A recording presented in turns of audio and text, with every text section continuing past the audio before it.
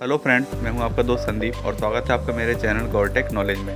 दोस्तों, जैसे कि आपको पता है कि मध्य प्रदेश के शासकीय महाविद्यालयों में अतिथि विद्वान की भर्ती के लिए प्रक्रिया चालू कर दी गई है और यह प्रक्रिया किस तरह से आपको पूर्ण करनी है, इसके लिए आज हम देखने वाले हैं कि किस तरह से आप इसके फॉर्म फिल करोगे। उससे पहले हम थोड़ी सी जानकारी लेते हैं कि अतिथि विद्वान के रूप में कार्य करने से आपको क्या-क्या प्राप्त होगा। तो यहाँ पर आप देख रहे हैं कि यदि आप अतिथि विद्वान के रूप में कार्य करते हैं, तो जो आपको पद मिलता है, वो मिलता है अतिथि विद्वान का रिक्त पदों के विरुद्ध हैं। इसका मतलब ये होता है कि जो शासकीय महाविद्यालय होते हैं, जिसमें मध्य प्रदेश शासन के सहायक प्राध्यापक के पद होते हैं, उनके अगेंस्ट आपको यहाँ पे ये पोस्ट दी जाती है। इसके अलावा जो कार्य होगा वो आपका शैक्षणिक कार्य होगा, मीन्स आपको शिक्षकीय कार्य करना है। आपको वहाँ पे क्लासेस ही लेनी है, आप एक शिक्षक के रूप में ही कार्य करेंगे। कार्यस्थल यदि आप देखें तो आपको मध्य प्रदेश के किसी भी शासकीय महाविद्यालय में जॉइनिंग मिल सकती है। इसके अलावा जो वेतन होता है, वेतन में यहाँ पे 1500 रुपये प्रति कार्य दिवस होता है। लगभग ये 30 से 40,000 रुपये प्रति माह आपको मिल जाता है।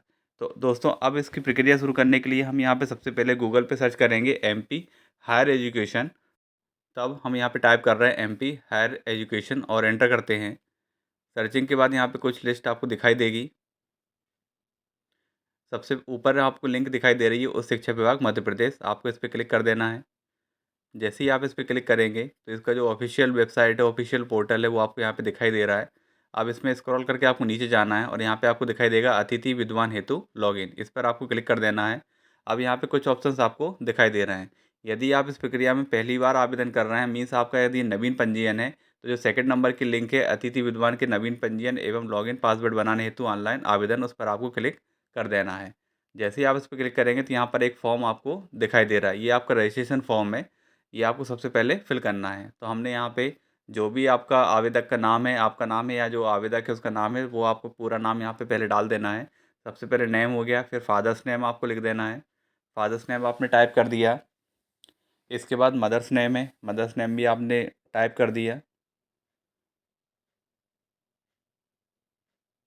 इसके बाद आपको जेंडर सेलेक्ट करना है। जेंडर सेलेक्ट करने के बाद डेट ऑफ बर्थ आपको एंटर करनी है। डेट ऑफ बर्थ एंटर करने के बाद आपको सब्जेक्ट सेलेक्ट करना है। सब्जेक्ट आपको वही सेलेक्ट आपको करना है जिसके लिए आपने मास्टर डिग्री कंप्लीट की है या जिसकी क्वालिफ़िकेशंस आप रखते हैं। तो हमने यहाँ पे कंप्यूटर साइंस सेलेक्ट कर लिया। इसके बाद आपने कैटेगरी सेलेक्ट कर ली।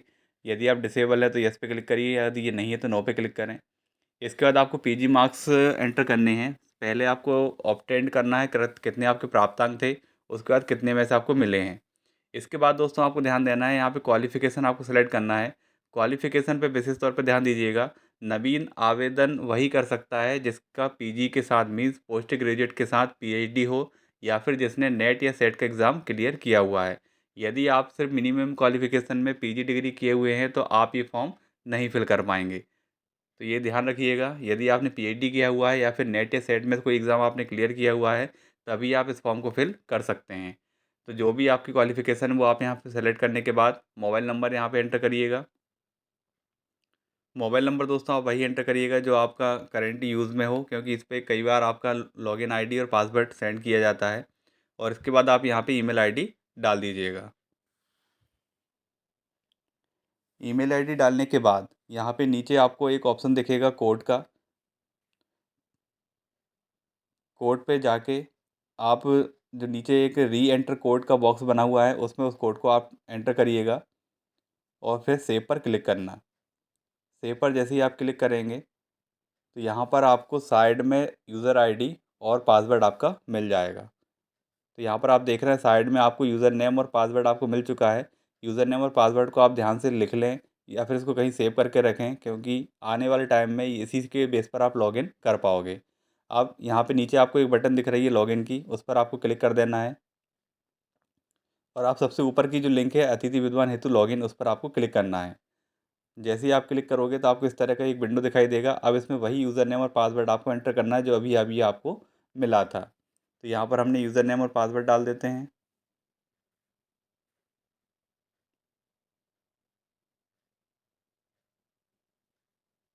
यूज़र नेम और पासवर्ड डालने के बाद नीचे एक कैप्चा लिखा हुआ है, उस कैप्चा को भी आपको एंटर करना है और उसके बाद लॉगिन पर क्लिक करना है। तो यहाँ पर हमने कैप्चा भी एंटर कर देते हैं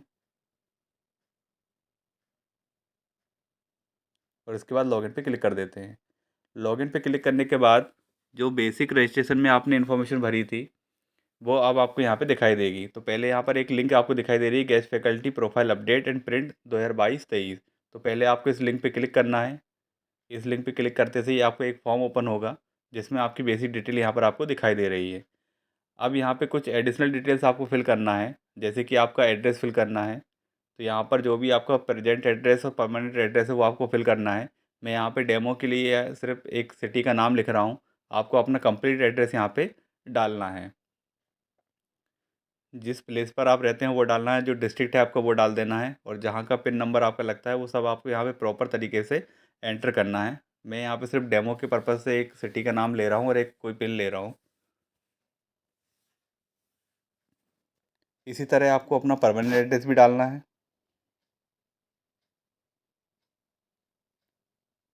अब यहाँ पर नीचे आपको क्वालिफ़िकेशन दिखाई दे रही है। क्वालिफ़िकेशन में यदि आप देखें तो पीएचडी और नेट सेट है, मीन्स अब आपके उस क्वालिफ़िकेशन का ईयर यहाँ पे पूछा जा रहा है कि आपने यदि पीएचडी की है तो कब कंप्लीट किया है, या फिर अब अगर आपने नेट क्वालिफ़ाई किया है तो कब किया है, या सेट क्वालिफ़ाई किया है तो किस ईयर में किया है। तो जो भी आपका ईयर है उसको आप इनपुट कर दें। अब दोस्तों यहाँ पे अगर आप नीचे देखें तो यहाँ पे लिखा हुआ है ईयर और कालखंड, और इसकी हेडिंग डली हुई है अनुभव अधिकतम 5 वर्ष के। इसका मतलब होता है दोस्तों, यदि आप नवीन आवेदक नहीं हैं या फिर आपने शासकीय महाविद्यालय में जनभागीदारी के रूप में भी, अतिथिदान के रूप में भी अगर आपने कार्य किया है, तो वो एक्सपीरियंस यहाँ पे काउंट होता है, और 1 साल का आपको 4 अंक यहाँ पे मिलते हैं, और अधिकतम 5 अंक 5 साल के मिलते हैं। दैट मीन्स आपको 20 अंक यहाँ पे मिल जाते हैं। तब यदि आपको किसी भी शासकीय महाविद्यालय में अतिथि का यदि अनुभव है, तो वो आपको यहाँ पे फिल कर देना है। तो यहाँ पर ईयर आपको एंटर करना है। ईयर का मतलब होता है जिस सेशन का आपने लिखा हुआ है उसका स्टार्टिंग ईयर आपको डालना है। जैसे मान लीजिए अगर आपने 2020-21 में अतिथि के रूप में कार्य किया, तो आपको ईयर में 2020 यहाँ पे डालना है, और उसमें कितने कालखंड आपने लिए थे वो यहाँ पर आपको फिल कर देना है। अधिकतम 5 वर्षों का अनुभव यहाँ पे काउंट किया जाता है, तो उसकी एंट्री आप यहाँ पे कर सकते हैं।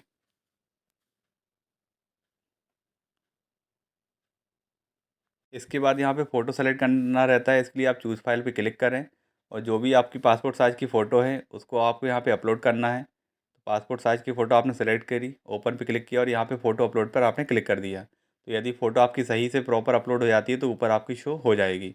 इसके बाद दोस्तों सबसे नीचे आप आइएगा, यहाँ पर एक ऑप्शन आपको दिख रहा है प्रोफाइल लॉक करने का। तभी आपको लॉक नहीं करना है, पहले आपको अपलोड डॉक्यूमेंट पे क्लिक करना है।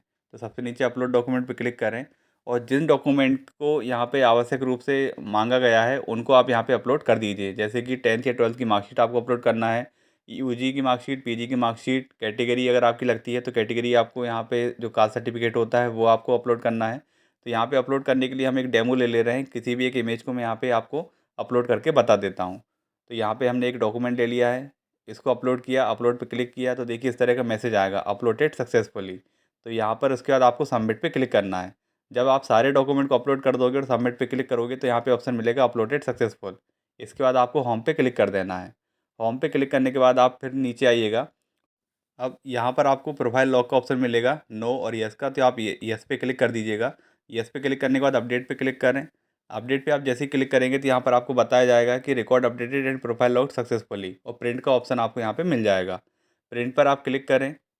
प्रिंट पर आप जैसे ही क्लिक करेंगे तो आपका जो फॉर्म है वो अब पीडीएफ के फॉर्म में आपको दिखाई देगा। कुछ इस तरह से अब आपका फॉर्म यहाँ पे आपको दिखाई दे रहा है। इस फॉर्म का आपको प्रिंट आउट निकालना है। प्रिंट आउट निकालने के बाद इसमें सभी डॉक्यूमेंट्स की जो फ़ोटोकॉपीज़ हैं वो आपको लगानी है, और जो भी आपके ज़िले का अग्रणी महाविद्यालय है वहाँ पे जाके इसका वेरिफिकेशन करवाना है। तो यहाँ पर अभी आप देख रहे हैं कि जो आपका फॉर्म है वो पीडीएफ के फॉर्म में इस तरह से दिख रहा है। हम बताते हैं आपको। इस तरह से आपको फॉर्म यहाँ पे दिख रहा है, और यहाँ पे यदि आप स्टेटस देखते हैं तो यहाँ पे लिखा हुआ है नॉट वेरीफाइड। सबसे ऊपर देखिए फॉर्म में क्या लिखा हुआ है, नॉट वेरीफाइड लिखा हुआ है। जब आप अग्रणी महाविद्यालय में जाके इसका वेरिफिकेशन करवा लेंगे तो यहाँ पर इसी तरह का एक फॉर्म फिर से आपको वो देंगे निकाल के प्रिंट आउट, लेकिन वहाँ पे इसमें सील और साइन करके देंगे। साथ ही साथ यहाँ पे नॉट वेरीफाइड की जगह अब आपका स्टेटस वेरीफाइड हो जाएगा, और फिर ये आपका एक्चुअल में फॉर्म सबमिट माना जाएगा। और फिर जब भी इसकी मेरिट लिस्ट बनेगी और यदि आपका उसमें नाम आता है तो आपको इसी वेबसाइट पर आपको एक लिस्ट मिलेगी, जिसमें आपका नाम यदि होता है तो आपको मिल जाएगा, और जिस कॉलेज को आपको दिया गया है उस कॉलेज में जाके आपको ज्वाइन करना रहेगा। तो दोस्तों ये था आज का वीडियो, जिसमें हमने देखा है गेस्ट फैकल्टी के फॉर्म को आप किस तरह से फिल कर सकते हैं। यदि वीडियो पसंद आए तो वीडियो को लाइक करें, शेयर करें और चैनल को सब्सक्राइब करें। Thank you.